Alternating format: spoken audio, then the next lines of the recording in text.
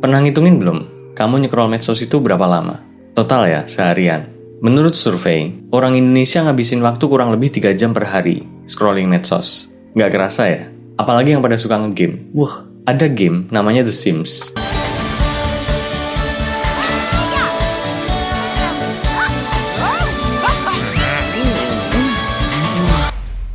Oh, itu dulu saya bisa kali main 12 jam nonstop seharian, nggak makan, nggak tidur. Nyandu banget. Kalau baca buku gimana? Berapa lama dalam sehari kamu baca buku? Bukan komik atau novel fiksi ya? Buku yang, improving your brain lah. Apa mungkin lebih tepatnya, kapan terakhir kali kamu baca buku kali ya? Oke, ngomongin bisnismu aja deh. Gimana planningnya? Berapa lama waktu yang kamu pakai dalam sehari buat ngomongin kebutuhan pasar, strategi marketing, atau gimana caranya bisnismu maju deh? What the hell are you talking about? You see, kita bisa enjoy banget. Dan gak ada masalah ngabisin waktu berjam-jam buat main game atau nyekrol medsos. Tapi begitu waktu itu dipakai buat belajar lah, olahraga, ngurusin bisnis yang jelas-jelas secara akal sehat pun itu lebih penting, lebih produktif, lebih banyak manfaatnya untuk jangka panjang. Malah kerasa males, gak menarik gitu. Ada yang bilang ya karena game sama scroll medsos itu lebih gampang dan menghibur. Yang lain kan susah, butuh komitmen. Oke, yang jadi pertanyaan, kenapa ada orang yang justru suka belajar, baca buku, bela-belain bayar member gym cuma buat nyari pegel doang, atau rajin konten padahal belum monetize? Kenapa ada orang yang lebih termotivasi buat ngelakuin hal-hal yang susah dan umumnya orang nggak suka? Apakah ada semacam cheat code yang bikin sesuatu yang sulit itu jadi asik dan lebih mudah? Kita bahas ya. Di dalam otak kita, ada senyawa kimia yang berfungsi sebagai pengantar pesan antar sel-sel saraf. Senyawa kimia ini disebut dopamin. Di dunia psikologi dan biologi, dopamin sering dianggap sebagai molekul kesenangan dan motivasi.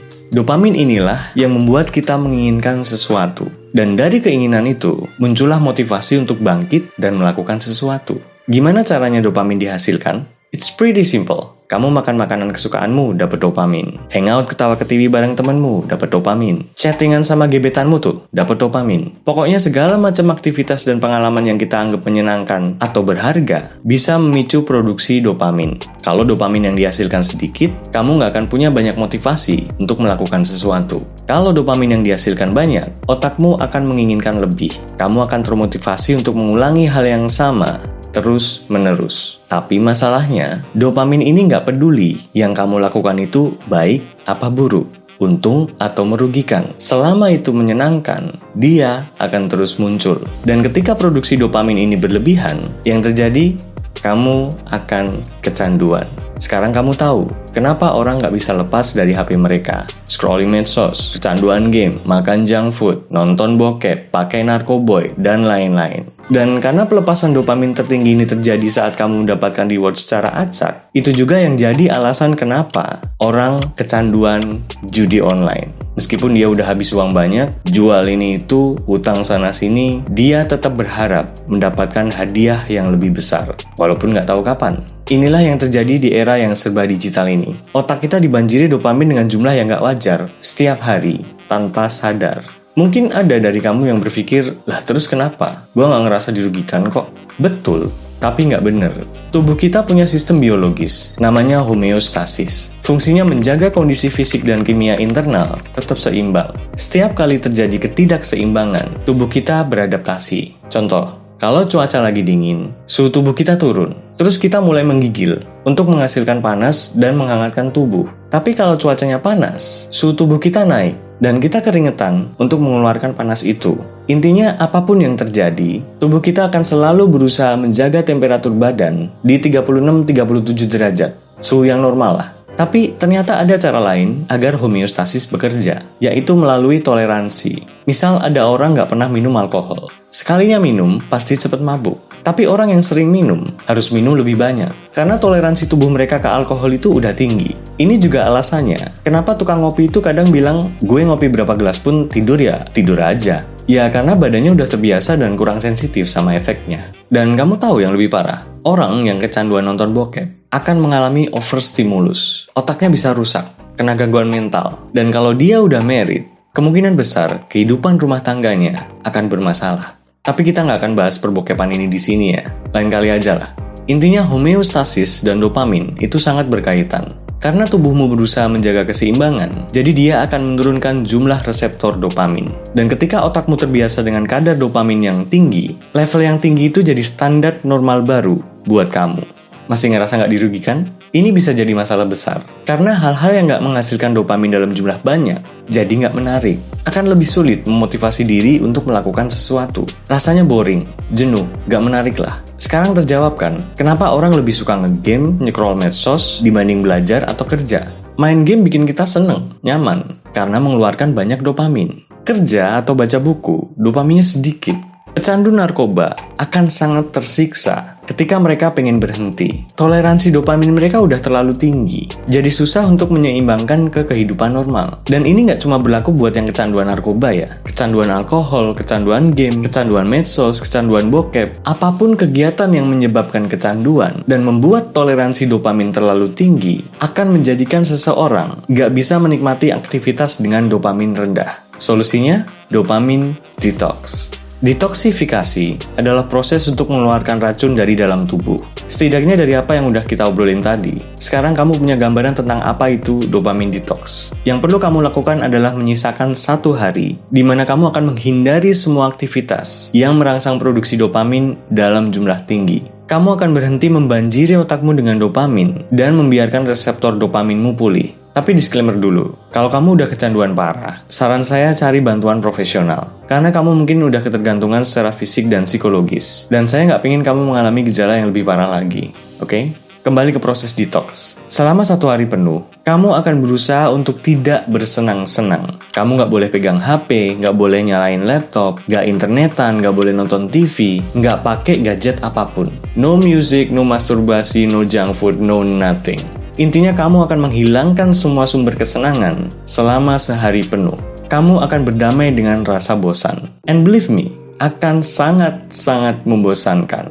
Tapi, kamu boleh jalan kaki, meditasi, dan menyendiri dengan pikiranmu.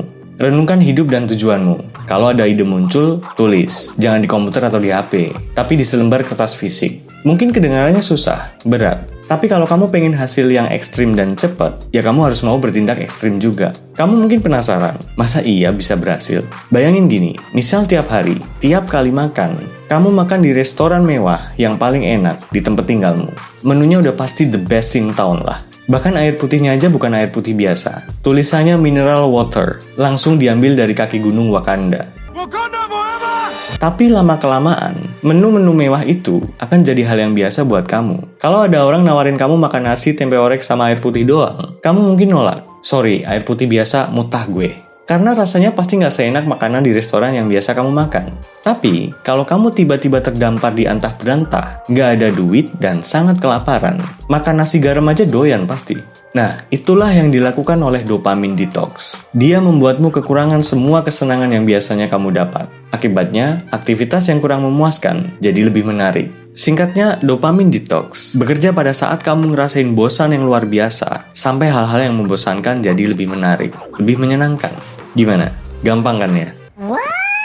Oke, kalau kamu nggak mau ekstrim dan menyiksa diri dengan menghindari semua kesenangan itu, kamu bisa melakukan dopamin detox yang lebih ringan. Pilih 1 hari dalam seminggu, di mana kamu akan sepenuhnya menghindari salah satu perilaku yang menghasilkan dopamin tinggi. Apapun itu, mungkin mantengin HP, ngegame, maraton drakor, makan junk food, nonton bokep, apapun lah. Dan mulai sekarang, setiap minggu selama 1 hari penuh, kamu akan menghindari aktivitas itu. Kamu masih bisa ngelakuin hal-hal lain, tapi khusus yang kamu pilih itu nggak boleh. Ya, mungkin akan kerasa agak bosan, tapi emang itu tujuannya. Kamu ngasih kesempatan reseptor dopaminmu untuk pulih dari kadar dopamin yang terlalu tinggi yang udah ngalir di otakmu. Dari kebosanan itulah kamu akan melakukan hal-hal yang lain, hal-hal yang biasanya kamu tunda. Lebih bagus lagi kalau kamu bisa menghubungkan lebih banyak dopamin dengan hal-hal yang benar-benar ada manfaatnya buat kamu. Aktivitas-aktivitas dengan dopamin tinggi itu bisa jadi semacam self-reward untuk mengejar hal-hal yang sebenarnya memberikan manfaat untuk jangka panjang. Saya juga gitu kok, bersih-bersih, baca buku, olahraga, bikin video, dan lain-lain. Setelah saya berhasil menyelesaikan beberapa, saya kasih reward buat diri saya sendiri. Nonton film mungkin, atau bikin kopi nongkrong depan rumah, aktivitas yang bikin seneng lah. Pokoknya reward akan diberikan setelah atau di akhir pekerjaan. Kalau saya terlalu cepat menikmati aktivitas yang bikin seneng, saya jadi malas ngerjain yang lain. Motivasi jadi kurang. Makanya saya selalu mulai dari yang susah dulu, baru seneng-seneng. Tapi ini perlu dicatat ya. Kalau kamu kecanduan sesuatu yang merusak kesehatan, jangan anggap perilaku itu sebagai hadiah. Paham nggak? Misal yang kecanduan alkohol bilang, wah gue udah kerja seharian nih. Oke, saatnya kita mabok. Nggak gitu juga. Cari hadiah yang nggak merugikan. Sesuatu yang layak kamu perjuangkan. Kalau saya nonton film sama YouTubean, sekarang nge-game nggak begitulah. Tapi kalau YouTubean, wah bisa kesasar berjam-jam kali itu. Dari nontonin channel-channel belajar saham, tutorial ngedit, ujungnya bisa sampai nontonin video kucing Konoha. Tahu kan video kucing Konoha?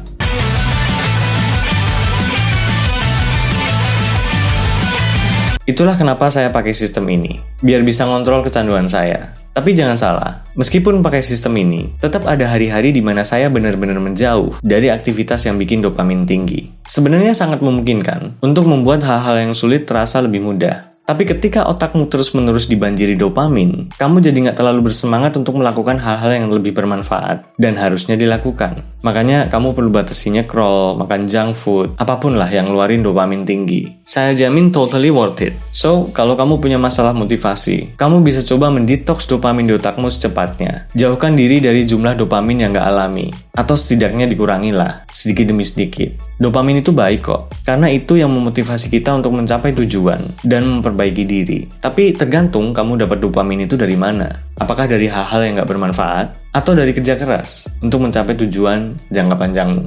The choice is yours. Semoga bermanfaat dan see ya.